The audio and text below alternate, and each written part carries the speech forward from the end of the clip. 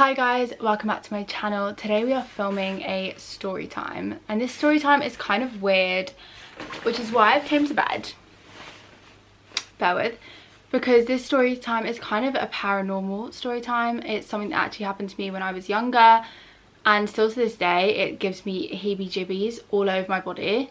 Like it makes me feel really uncomfortable, and it's like kind of sad for me to talk about because it does involve death.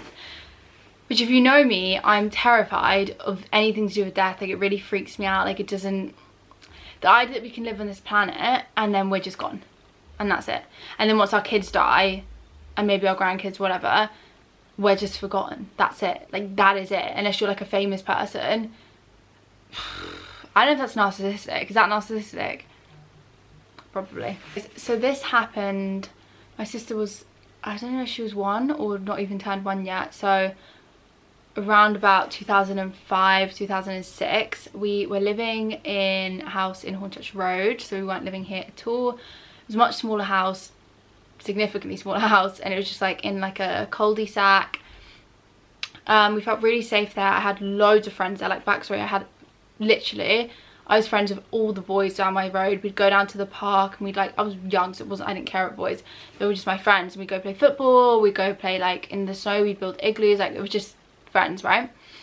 And there was always people in our road, like, always. It was never, our road was never dead, like, ever. There was always like, and we'd always speak to the neighbours. Like, it was that kind of street, you know. And this one time we just came home from school and we were just like driving, you know, when you park in, like, you know, when women park slowly, like, taking it back, and there was someone like knocking. So we lived, you know, when you have like a wooden fence and like it's just those things we had like our front of the house, which was on like a main road, and you had the back of the house, which is where we used to park on the cul-de-sac, and we had like a wooden, not wall, but like wooden, I don't know, like barrier, whatever. It was quite high, maybe about this high, so like a little bit bigger than my head now, so you couldn't see over, well, a little bit bigger than that because you couldn't see over it. Very thin though, so it wasn't anything like that, but yeah, it's just like our gate, wooden gate, just banging on it. And we were parking up, and Mum was like, who is this? But like, my mum and dad have a construction company, so it could be anyone, you know what I mean? It could just be something random, whatever. And Mum was like, who is that? And he kept banging, like this. We could only see the back of him, and he was wearing like a cagoule kind of thing. He had like a plastic bag that had something shiny in it, which, terrifying. And he was just banging, like this. Like, not moving as we were parking up, and Mum was like, this is really odd. And then he like I've got heavies already. And then he slowly turns around, like, so our car's here, which I don't know which, but say our car's here, and he slowly turns around and slowly just starts to walk towards the car. Like, I know this could have been like anything. Like, he slowly starts to turn around, and we're all just in the car, like, so it's me and my mum's in the front, I'm in the back, my little sister next to me, and I'm just like what? Like, this is so, obviously everyone's wearing, but I was just like what? This is so weird. He's walking slowly towards our car. We had like a Range Rover at the time, and my baby sister, so I was sat here and my baby sister was behind my mum's seat here, like in her, you know, whatever kids sit in, like car seat. And he starts to walk towards, wait, I'm getting it wrong. My baby sister was here in her car seat, so I'm just sat right here in the car behind my mum's seat. My mum is there, and then my little sister is in her little car seat on the other side next to me, and he starts to slowly walk, like really slow. I don't know if it felt slow or it was just in the moment, I don't know what was wrong, but slowly walk towards our car. And my mum was like, I don't know this man, like, what the hell? Like, it was really scary and weird. Like, I was speaking to people about it afterwards. They were like, oh, it could have been a burglar, it could have been like a robber, whatever. But like, if it was, why didn't he just break into our house? Why was he just, do you know, there's something not right. There was something off. Like, for all of us to feel so uneasy and so uncomfortable, there was something off. There was something not right about it. And not all of us, just me and my mum. But anyways, so there was just something like really uneasy and really sinister, if that makes sense.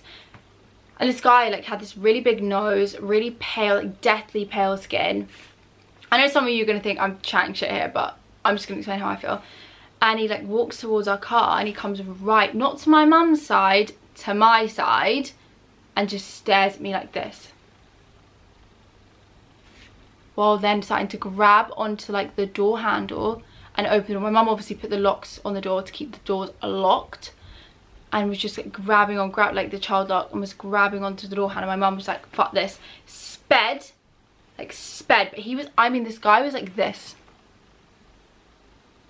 like staring into my soul. There was something just really off. And my mum sped, and my mum was like, we know everyone in the street, we know everyone in the cul-de-sac, and like the whole, like, it was loads of cul-de-sacs, and there's like one big park, field, not park, but like field in the middle. If you know, you know. People that live where I live will remember. But yeah, so we were all in this area, so we thought, we're just gonna drive around, we'll see someone we know, we'll feel safer, like whatever, because my dad was at work in London, because at the time he was still working on the tools, so he was away. So anyways, we were going like around the cul-de-sac. There was not a single person, nor was there a single car. Like, what the hell? This was real, by the way. This was very real. Like, this is a real thing.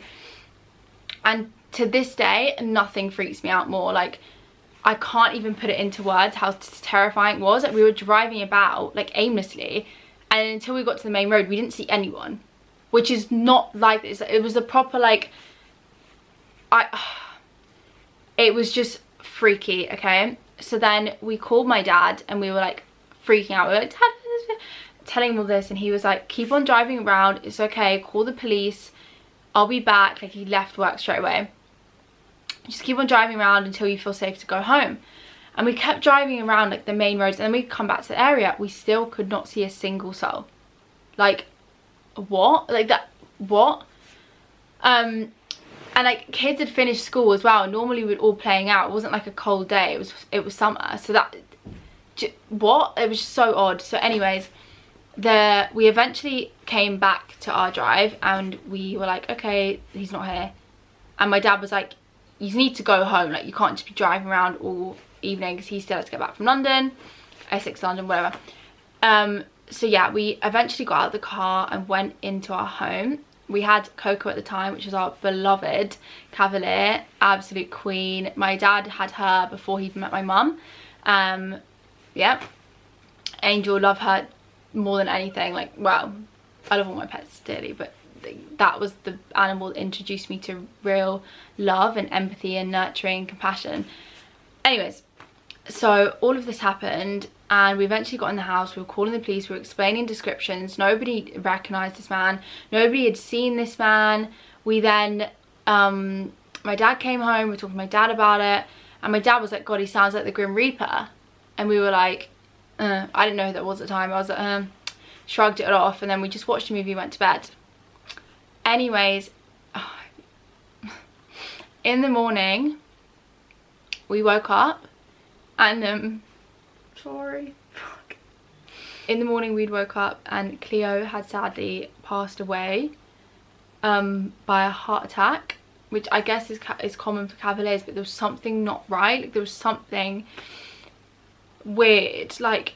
And then my dad was broken, I was broken, I couldn't go to school, my mum was broken. Like, that dog had been with us since we lived in London, where my dad still lived in Scotland. And when my parents got together, my dad brought Cleo down to London with him to live with my mum. But there was just something not right. Like, the fact that that all happened before her passing, literally the night, so the day it happened, like the evening it happened, well, not even evening, like the school time, whenever you get back from school, right, 3, 4, the afternoon it happened, that night our dog died. And Cleo always slept upstairs. Cleo always slept on either mine or my mum's head, or my dad's like neck area, always, without fail. And that morning we woke up and she had died downstairs. The only time I'll cry on YouTube is about animals, just so you know. We woke up and my parents wouldn't let me go downstairs, but she passed away downstairs with her blanket around her in her sleep from a heart attack.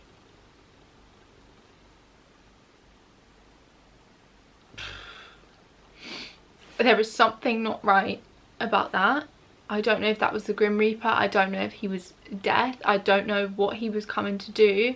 But the lack of speaking, the lack of any kind of facial expression, and just sinister look, just, I don't know. But all I know, the fact that my poor little Cleo died that night.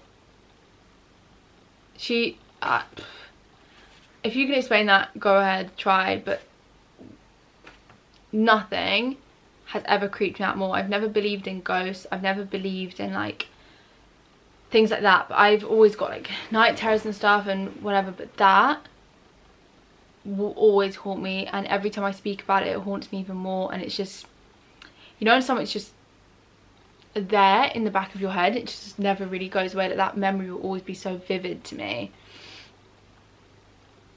Like, I don't know.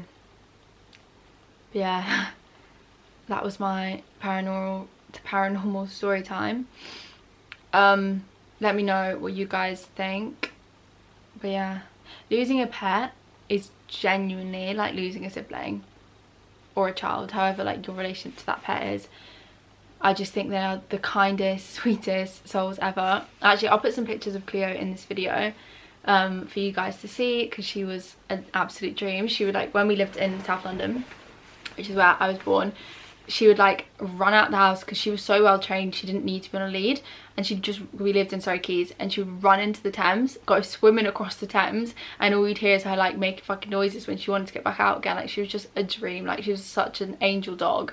She had so much energy, but she was also well behaved. Like, our second dog, Coco, didn't have much energy and was just kind of like mopey dog, and then Spud has a lot of energy and he's a little shit, whereas Cleo was just a dream. She was honestly the best dog you could ever have. But yeah, thank you so much for watching, guys, and I hope this video has been of interest to you. I know a lot of you kind of want me to do more story times, and I just film hauls because I have stuff to film, and it's just like a bit, I'm doing finals right now, so I'm just a bit like, yeah. But thank you guys so much for watching this video. Don't forget to like, subscribe, turn on the notification bell, and I'll be back with you guys next week. Thanks, guys. And shout out to all the dogs, we love them. RP Cleo, you are the queen.